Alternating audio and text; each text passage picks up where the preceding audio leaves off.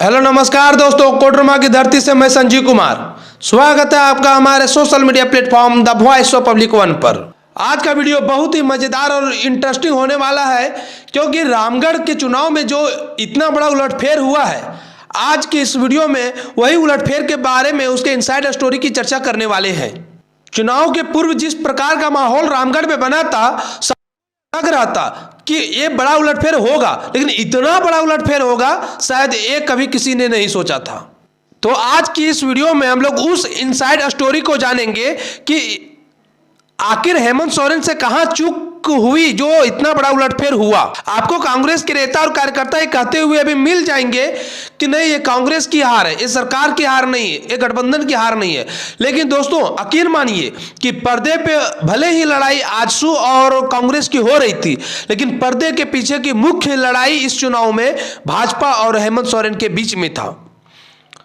और इस प्रकार से यदि कांग्रेस हारी है तो आप बोल सकते हैं कि हेमंत सोरेन की सीधी सीधी हार है। और जानते हैं मेरे दोस्तों, इस चुनाव के परिणाम के बाद इसके बहुत सारे साइड इफेक्ट्स अब आपको झारखंड की राजनीति में देखने को मिलेंगे, क्योंकि जब से विधानसभा का चुनाव 2019 में हुआ था, तब से यह 5वां उपचुनाव है झारखंड में। और 5 उपचुनाव में जो पिछले 4 उपचुनाव हुए, 4 उपचुनाव के परिणाम सरकार के पक्ष में गई थी, गठबंधन के पक्ष में गई थी। लेकिन ये पहला ऐसा उपचुनाव है जो कि विपक्ष के पक्ष में आया है। लेकिन वो बड़ी बात नहीं है कि यह परिणाम किसके पक्ष में गया। महत्वपूर्ण यह है कि रामगढ़ का चुनाव बार बार इस बात का रट मैं इसलिए लगाया था कि महत्वपूर्ण है क्योंकि आप अगले साल फिर से झारखंड में लोकसभा का चुनाव और दिसंबर के महीने में, अंतिम महीने में आपको विधानसभा का चुनाव आपको देखने को मिलेगा। और इस उपचुनाव का परिणाम अगले दोनों चुनाव में इसका प्रभाव देखने को आपको जरूर से जरूर मिल सकता है। इतना तो तय है, आप लिख कर रख लीजिए। आप सच दिल से पूछेंगे ना कि आखिर गठबंधन की इतनी बड़ी हार क्यों हुई, उसके पीछे की वजह क्या है, तो मैं आपको बताऊं। यदि मेरे अनुसार जैसा मैं सोचता हूं, इसकी पहली सबसे बड़ी वजह है जनता के साथ धोखा। आप जिन मुद्दों के साथ सरकार में आए थे, जब आप सरकार में नहीं थे, और जो आपके ट्विटर हैंडल से प्रत्येक दिन जो ट्वीट किया जाता था बेरोजगार छात्रों को लेकर, आज आपके सरकार आने के बाद सबसे बड़ा छल हुआ है तो झारखंड के युवाओं के साथ हुआ था। और आज वही युवाओं का आक्रोश था कि आपको रामगढ़ के चुनाव में देखने को मिला। दूसरी वजह आप मान सकते हैं हेमंत सोरेन और गठबंधन की पार्टी का सारे नेता का ओवर कॉन्फिडेंस, या यूं कहें कि अहंकार। जो पिछले 4 उपचुनाव हुए थे और चारों उपचुनाव उनके फेवर में गए थे, तो कहीं ना कहीं गठबंधन के नेताओं को ये लगने लगा था, हेमंत सोरेन को भी ये लगने लगा था कि रामगढ़ का उपचुनाव भी हमारे फेवर में ही आएगा, क्योंकि पिछले उपचुनाव में सुनीता चौधरी 28,000 से अधिक वोटों से हारी थी। तो ऐसा वो मानकर चल रहे थे कि चलो थोड़ा बहुत उलटफेर होता है तो 5,000, 10,000, 15,000 वोटों का होगा, फिर भी तो हम 5,000, 7,000, 8,000 वोटों से हम जीत ही जाएंगे। ये जो नेताओं के बीच में ओवर कॉन्फिडेंस हो गया था ना, आज उसी का नतीजा रहा कि उन्हें मुंह की खानी पड़ी। तीसरी सबसे बड़ी वजह मान सकते हैं आप रामगढ़ उपचुनाव के परिणाम में जो उलटफेर हुआ, उसका हेमंत सोरेन का जो नीति और उनकी जो योजना थी वो भी एक बहुत बड़ा फैक्टर रहा, क्योंकि बहुत सारी योजनाएं जमीन पर, धरातल पर उतर नहीं सकी। हेमंत सोरेन आज तक 3 साल के कार्यकाल में वो जमीन पर उतार नहीं सके योजनाओं को। अब उदाहरण के तौर पे आप ले सकते हैं 1932 का खतियान, जो हेमंत सोरेन की यात्रा थी, 1932 खतियान जोहार यात्रा, इसका मैं खुलकर विरोध करता हूं। यहां एक ध्यान देने वाली बात है दोस्तों, मैं 1932 खतियान का विरोध नहीं करता हूं क्योंकि मैं 1921 का खतियानधारी हूं, लेकिन मैं खतियानी यात्रा जो निकाले हेमंत सोरेन, मैं उस बात का पुरजोर विरोध करता हूं। आप बोलेंगे कैसे? 1932 का खतियान आपने केवल विधानसभा से पास किया था, आपने उसको जमीन पर उतारा नहीं, राज्यपाल महामहिम ने लौटा दिया था, फिर वो खतियानी यात्रा क्यों? यदि वही खतियानी यात्रा झारखंड में 1932 का खतियान लागू होने के बाद निकालते तो मैं उस यात्रा का पुरजोर समर्थन करता। लेकिन वो जो दिखाने का जो काम हुआ ना कहीं यही गठबंधन और झारखंड मुक्ति मोर्चा और हेमंत सोरेन को ले डूबा।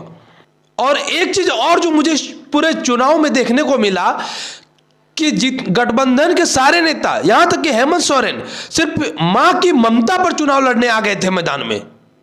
भाई साहब, आपने 3 साल के कार्यकाल के कामों को गिनाया नहीं कि आपने क्या क्या काम किया, और केवल मां की ममता पर आपने चुनाव लड़ना चाहा। यही एक शायद लगता कहीं ना कहीं जेएमएम का मिस मैनेजमेंट हो गया, उनसे कहीं ना कहीं भूल हो गई, चूक हो गई, जिसके वजह से परिणाम में उलटफेर देखने को मिला। और यही नहीं, अब इस परिणाम के बाद जो राजनीति में भूचाल आने वाला है ना, उस बात को समझिए कि रामगढ़ में जो उपचुनाव हुए, इसके परिणाम आए और इसमें अब इस परिणाम को लेकर झारखंड की राजनीति में बड़ा भूचाल आने वाला है। और ये भूचाल केवल गठबंधन में नहीं, ये गठबंधन के साथ भारतीय जनता पार्टी के अंदर भी भूचाल आएगा।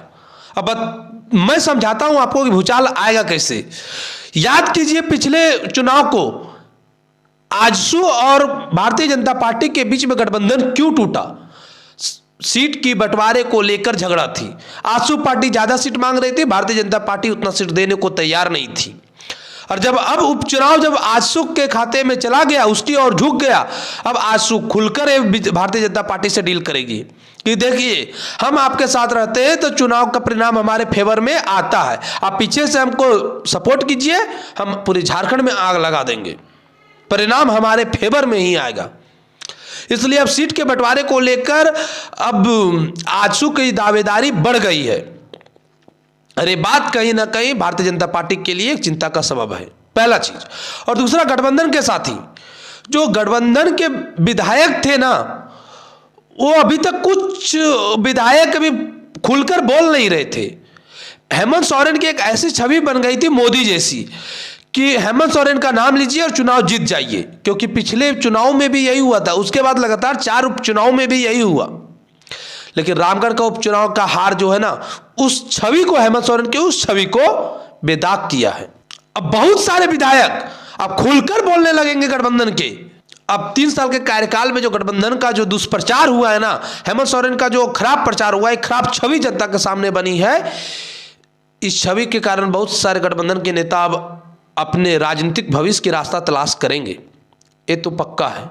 और साथ ही साथ दोस्तों, रामगढ़ का उपचुनाव रामगढ़ की जनता प्रतिनिधित्व कर रही थी पूरे झारखंड की जनता का, और झारखंड की जनता की तरफ से रामगढ़ की जनता ने स्पष्ट संदेश दिया सरकार को कि योजनाओं को जमीन पर उतारिए, धरातल पर उतारिए, केवल हवाबाजी नौटंकी करने से काम नहीं चलेगा। ये संदेश यदि सरकार समझ पाती है तो ठीक है, वरना फिर 2024 के विधानसभा चुनाव में हार उनकी निश्चित है, ये लिख कर ले लीजिए।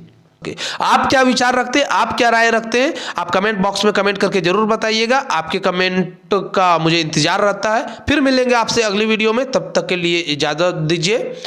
जय हिंद, जोहार झारखंड।